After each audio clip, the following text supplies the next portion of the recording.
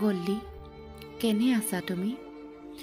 বহুত দিন হ'ল তোমাক নেদেখা, তোমাৰ মাতটো নুশুনা, খবৰ এটাও নোপোৱা হ'লোঁ। বৰকৈ মনত পৰিছে তোমালৈ। তোমাৰ মাতষাৰ শুনিবলৈ গোটেই অসমবাসী ব্যাকুল হৈ আছে। দিন গৈছে, ৰাতি আহিছে, ৰাতি গৈছে, দিন আহিছে। তোমাৰ অবিহনে যে দিন ৰাতি কেনেকৈ পাৰ হৈছে গমেই পোৱা নাই। গোটেই অসমখনেই যে তোমাৰ অবিহনে শূন্য হৈ পৰিছে। কেতিয়াও ভবা নাছিলোঁ ইমান যে সোনকালে গোটেই অসমবাসীক কন্দুৱাই আমাৰ পৰা আঁতৰি যাবা বুলি। তুমি ইমান বছৰে আশা কৰি থকা তোমাৰ সপোনৰ চিনেমাখনো তুমি চাবলৈ নাপালা।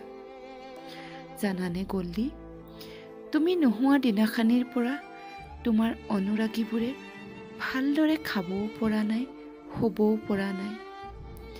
চাৰিওফালে কেৱল জয় জুবিন দা, জয় জুবিন দা ধ্বনিয়ে কঁপাই তুলিছে অসম। হঠাৎ যে কি হৈ গ'ল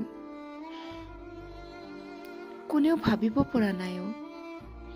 তোমাৰ অবিহনে এটা এটা মুহূৰ্ত গোটেই অসমবাসীয়ে কেনেকৈ পাৰ কৰিছে কোনেও নাজানে। কেনেকৈ তোমাৰ অবিহনে বহাগ আহিব, কেনেকৈ বিহু হ'ব।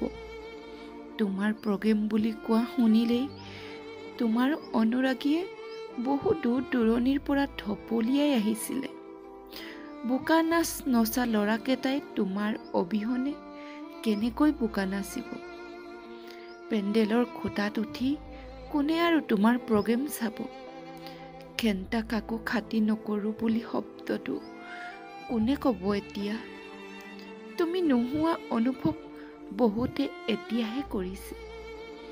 তুমি কি আছিলা অসমৰ কাৰণে, এতিয়া অনুতপ্ত সমগ্ৰ অসমবাসী। তোমাক হেৰুৱাই আজি অসমবাসীয়ে মাথো কান্দিছে, কান্দিছে। এতিয়াও তোমাৰ অপেক্ষাত আকৌ উভতি অহা সেই মহান পুৰুষজনা এতিয়াও ৰৈ আছোঁ।